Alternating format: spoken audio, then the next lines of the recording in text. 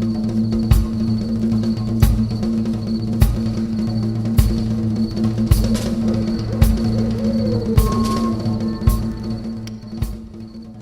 everyone, welcome to The Lost Generation, outside of the mainstream. My name is William Hooker. I am a musician, poet, and part of this generation of artists. My goal with this podcast, which is being broadcast on its own YouTube channel and my website, williamhooker.com, is to introduce you to many of the musical artists that are outside of the mainstream and have made important artistic contributions to our culture. I have also interviewed producers of the music and many fans and supporters of this work. My guests are sharing what makes this art form unique and significant.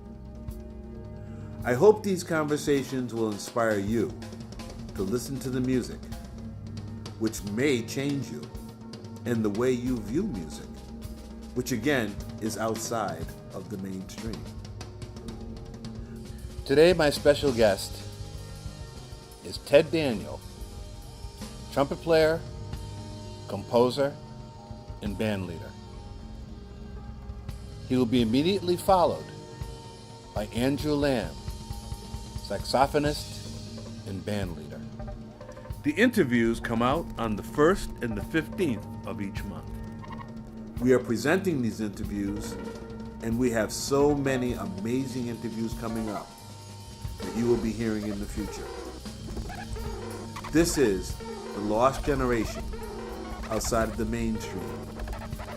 This is a story that needs to be told. I know Ted Daniel as an exquisite trumpet player. A trumpet player that can state through his horn what he's thinking. And Ted, be honest with you, I don't know that many people that are on that level. Well, thank you for that compliment. It's really true, Ted. It's really true. Thank you. And I see that more and more. I'm asking you something about consciousness. What do you think, Ted? What do you think in terms of the consciousness that has been stated throughout this whole sitting? How have we elevated the consciousness of this culture through our being here and stating the music in a free jazz way that we've done it? Let me,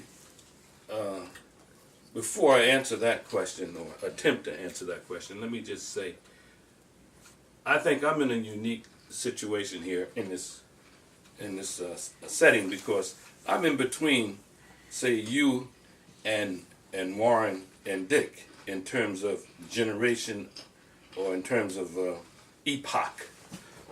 I first came to New York in '65 with my friend Sonny Chirac, and my group at that time on the Lower East Side was Sonny Chirac and Dave Burrell, Bayard Lancaster, the late Bayard Lancaster, and Bobby Cap and a few other people, you know. And Dave had a place on Bond Street. This was before Sam's place, right down the street from. But anyway, so that's how I came to New York that early in the game, and it was a Lower East Side thing. In fact, Sun Ra was there on 3rd Street at that time. Right. But anyway, I'm just trying to give a setting of who you're talking to. And so this consciousness that you speak of, yes, at that time, the music that I was involved with was called free music or the new thing, and sometimes referred to as energy music. And I got that term from the wonderful, the great Sonny Murray, whom I played with, and went to Newport Jazz Festival with him in 1969 when I moved back to New York, because I had left for in between 65, 66. How was that particular gig accepted? that particular gig. Yes. Um, Newport. You know, it was hard to remember. We didn't play that long. I tell you who was on the band, and I tell you the experience real quick.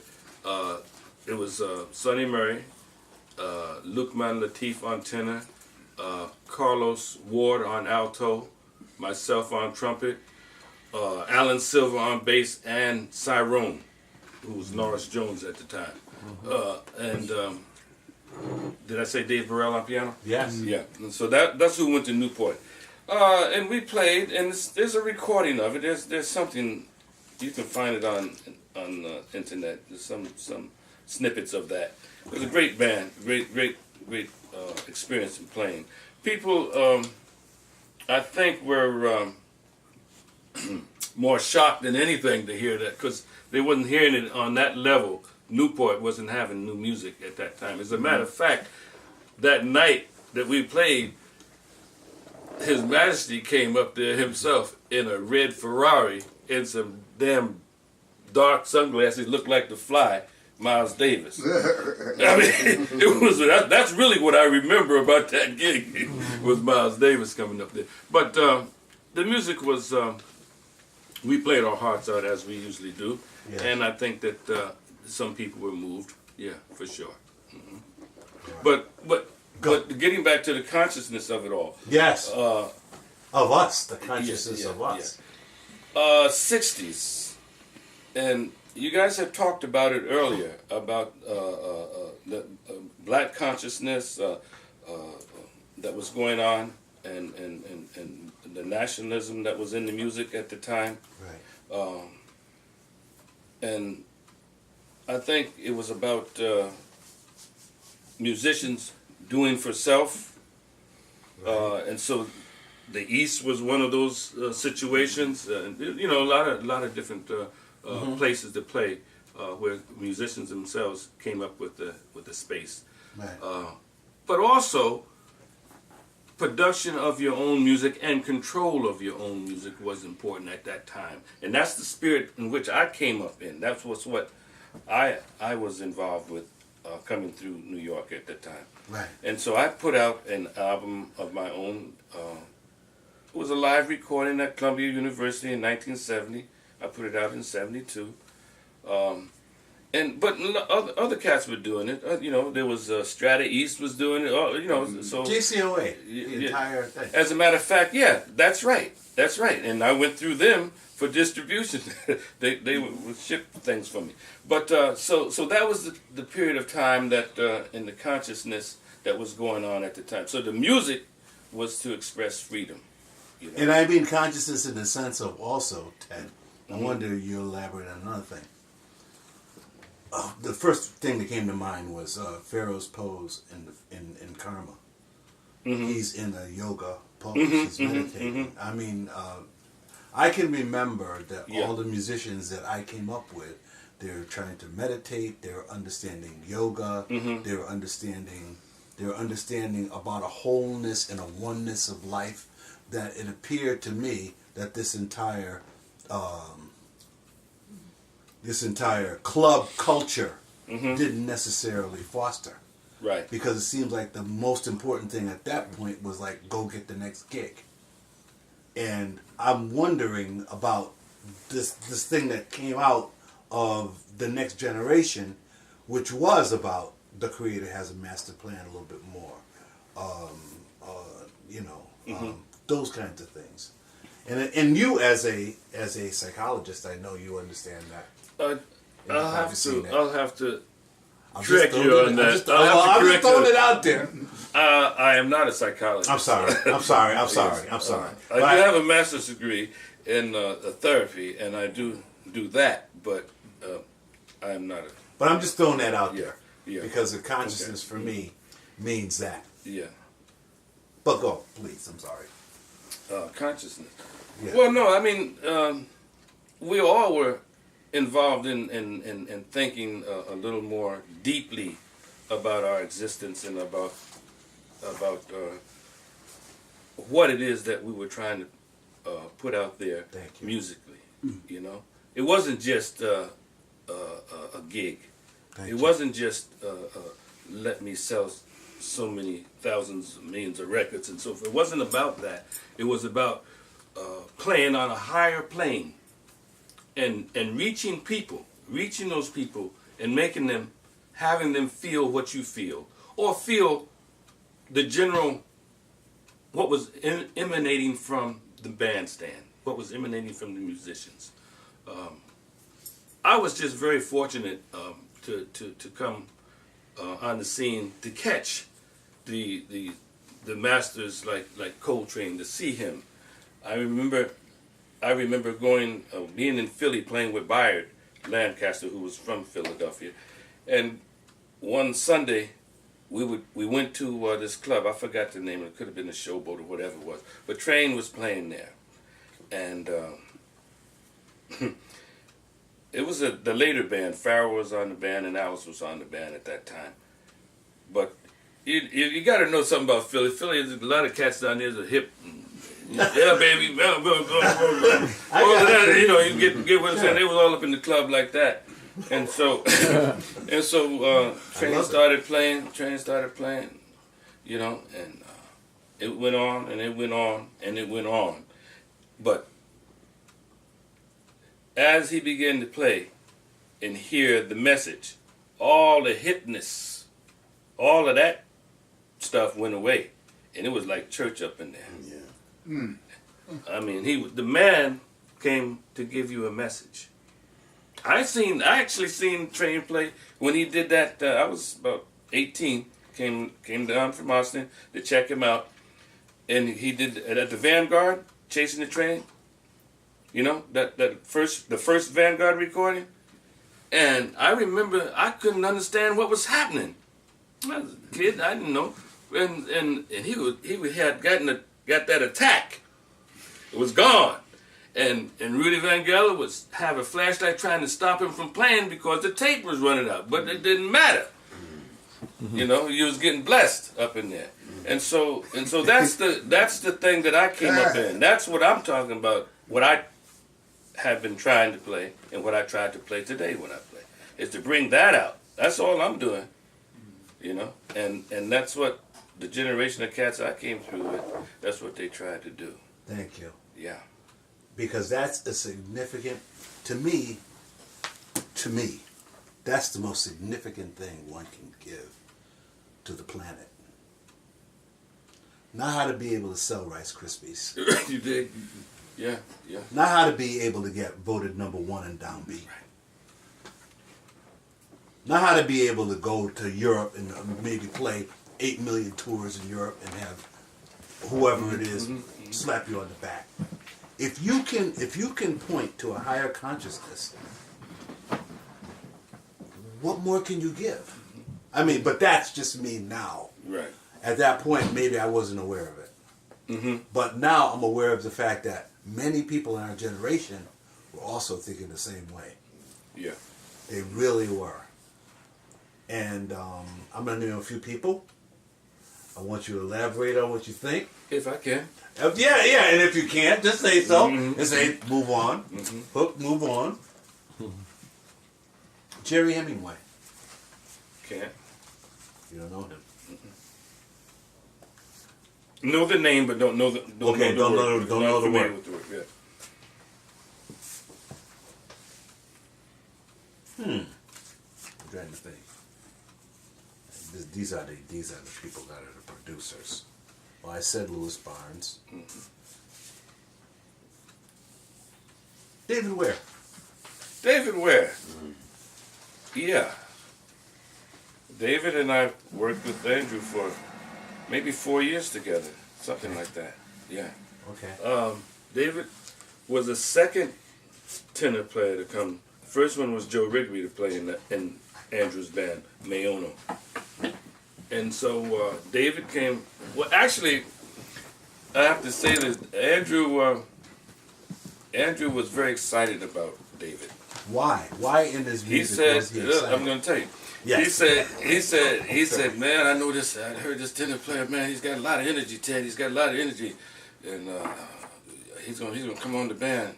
So anyway, David came on the band. A very humble, quiet type of guy. I don't know if humble is quite the word, but very self-possessed and within himself. He was very much within himself. But his playing was very strong, very strong. I was very impressed with playing with him. We did a lot of gigs together.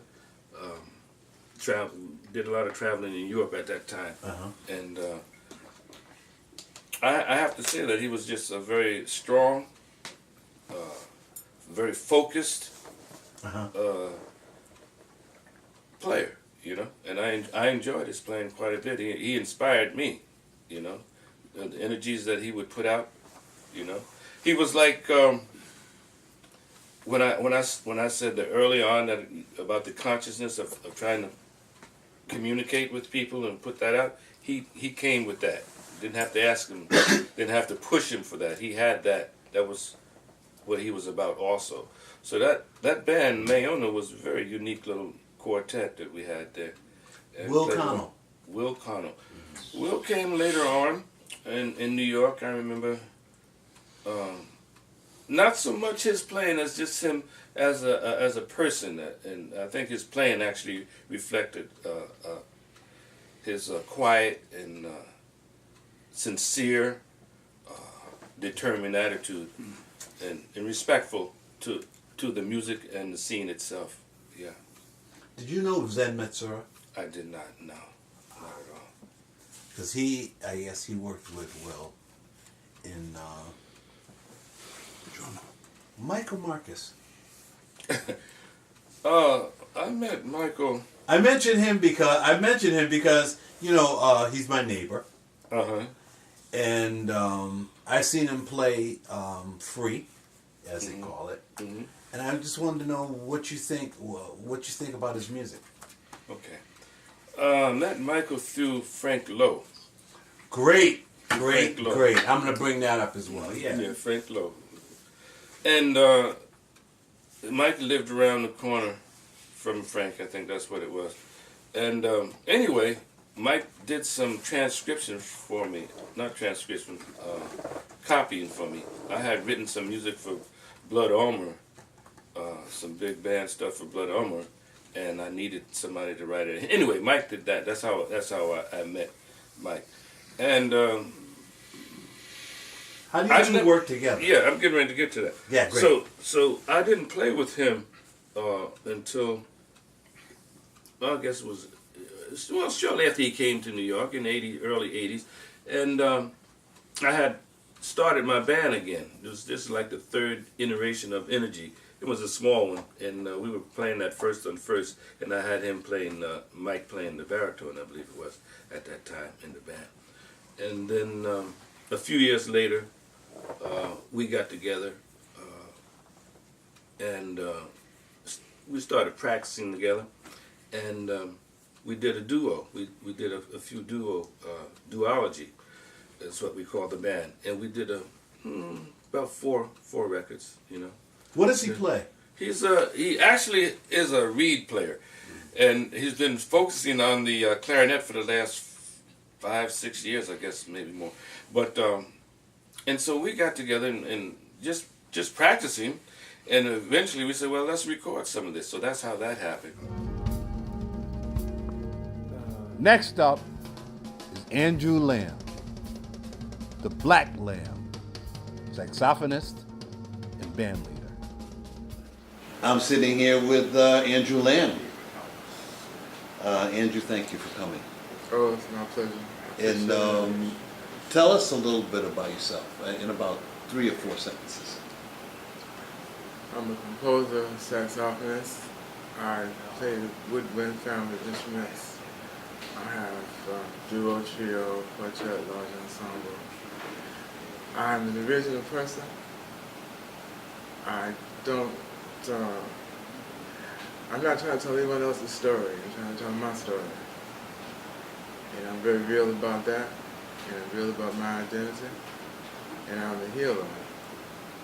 Because I believe strongly that music heals people, and if you are sincere, you will touch somebody's heart and you will heal someone. And I'm sincere about that. That's what I believe.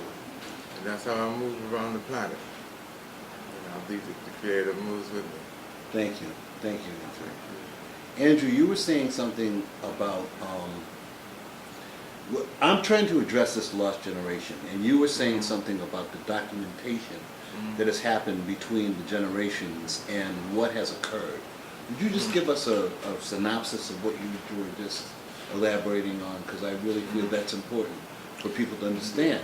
Yeah, because see, there's a generation of the musicians who would now be in their 80s, real documented. Now, the musicians that are around that 72, 78 sort of range, they weren't as well documented as the generation before.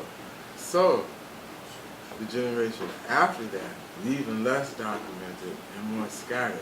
Because once before, it was each generation was documented, like one behind the other.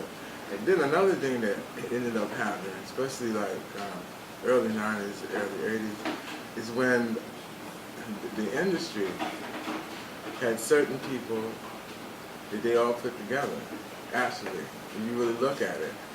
And so there's a whole other marketing going on between the people that they established. That this is going to be the new people.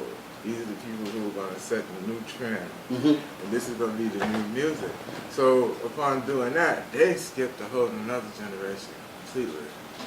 And that's why we're sitting here today with a gentleman like yourself who has the vision and the foresight and the sincerity to really want to address that. But that's the reality of what happened. And that's why there's less documentation for the music in this current generation. I see. You know, if you really look at it. And also, it's also like a control, more or less, of the music, because if you're gonna if you can take a mass of people and you can say, okay, these are the next people, and you market what they do, so this becomes the trend, right? Yeah. So if this becomes the trend, then this is where the masses are supposed to follow, this trend. Yeah. But if you take it and you look at people like what we're talking about, we're not playing a formula. I'm glad you said that. I'm glad you said what we're talking about. I'm glad you said that. Because some people, I think that they confuse mass consciousness with what we are doing. I think they really confuse that. You know, because sometimes I really don't feel as if this music is for the masses. Am I right or wrong in thinking that? No, the music is for the masses. The masses. The music is for the people. Then why is it that the masses don't, why is it, let me ask you the question. Go ahead. Why is it, if the music is for the masses, this is a hard question for me. Most of this music is done by black people. Why is it that black people specifically don't support this music? One of the reasons that black people don't specifically support. And I'm not trying to come at it like that. Well, I'm just saying. I know that you know what I mean? How I'm coming at it. that you're not coming at it quite like that. Masses, yeah. All right, but in terms of trends, Okay. Yeah. right? It's a trend. One thing that happened in the black community, if you look at trends, now you look at disco. Disco was the trend. It starts switching things up in the community. I don't know if you realize it, but until that happened, you know, in the black community, when the music came out, the young and the old, we were all listening to the same music. I don't know if you recognize that. We were all listening to the same music. The little cats were listening to the same music their parents were listening to. The disco came and created this shift, and people went along with that, and then things just started changing and changing over. But the focus on the music that we're playing didn't go with that. It doesn't. It didn't go with that trend that they went to. There was a trend, there was a style, and it didn't go along with that because it wasn't nurtured. And we're outside. We're outside of that trend. Yeah. Okay, I got you. Yeah, which is a good thing though. And it's good because it's original. Thank you. Because nothing could be stronger than originality, no matter what happens. And trends are going to go and go until some point. The trend is going to change over because the trend is a manufactured thing. Yes. But what is real is not manufactured. I got you, All Angel. right. So it's just like my belief Yes. is that people are going to begin to start listening to the music that we're talking about more because people are going to need more in their soul. Thank you, Angel. You know, and you Thank can you, see Angel. by the way the world is changing, the way the time is moving. People need something they can hold on to inside. That's hopeful. Okay, so that's how I see it. I love that. Well, you know something? I'm glad that you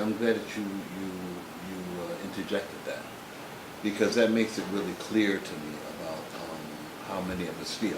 I want to ask you a question, just generally, and you take it for however you think.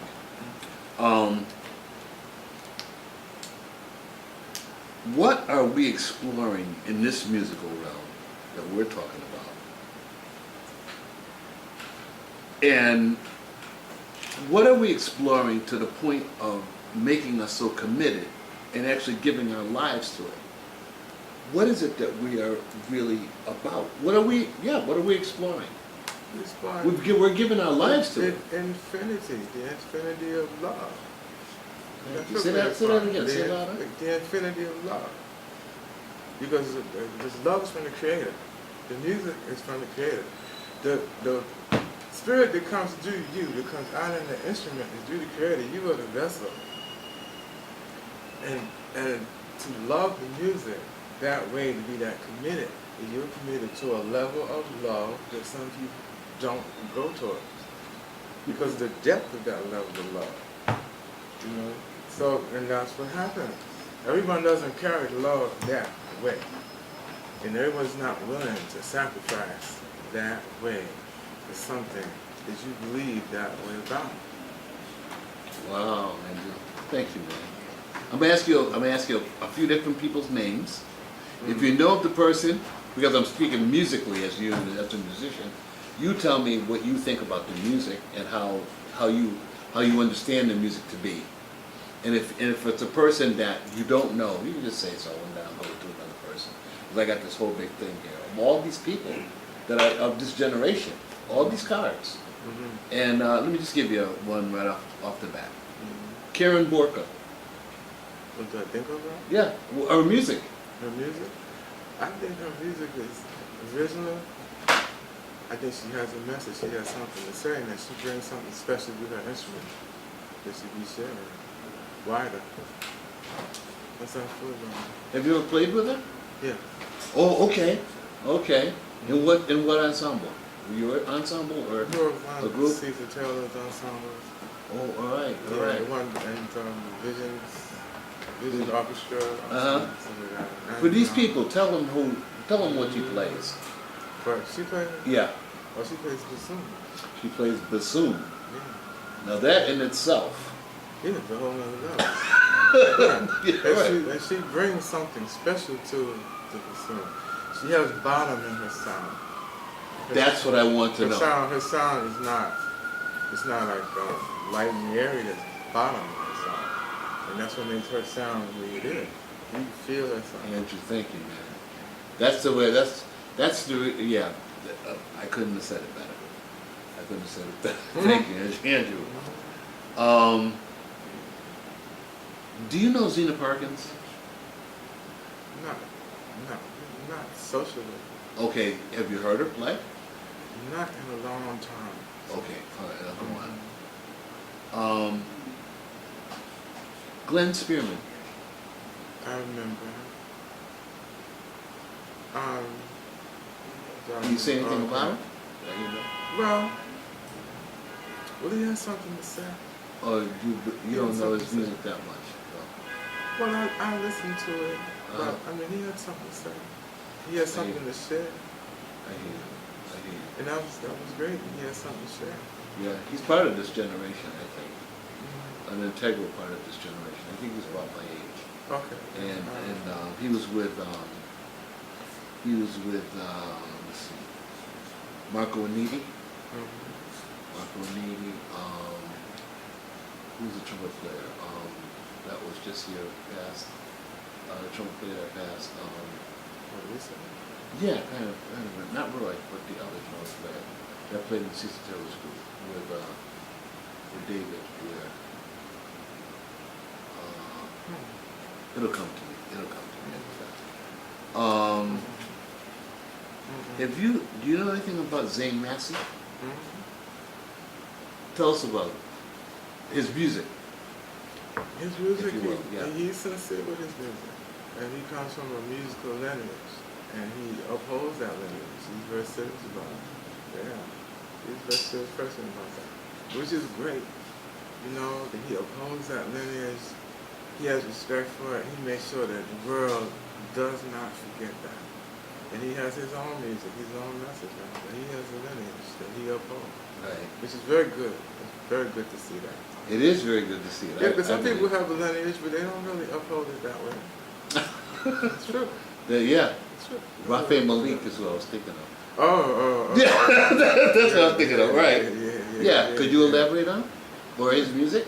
Yeah. You know, a lot of energy, a lot of feeling and emotion. You know, he meant it. You know, he meant it. Did you ever play with him? Yeah, but within Or within a larger orchestra? yeah, and not things like that? smaller ensembles. Yeah, not that way. And I'm going to ask you about, let me see here. You know Kevin Norton? It's been a long time since I've seen him. A long time since you've seen him? Check Long him out. time. Oh, I hear you. Yeah. A friend and fellow musician.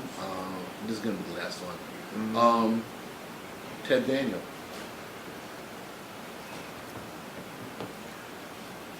From what I remember of his music, what I remember of his music, he has something special about it. He has something to say. And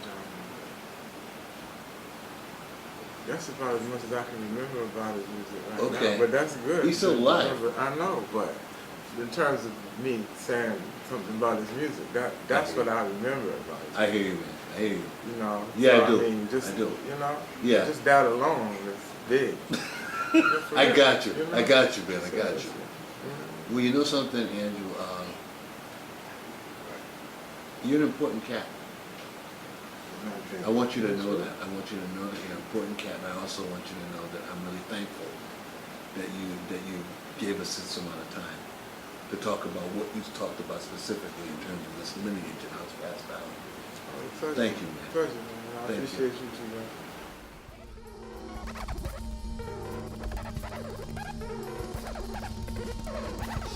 Thank you for tuning in.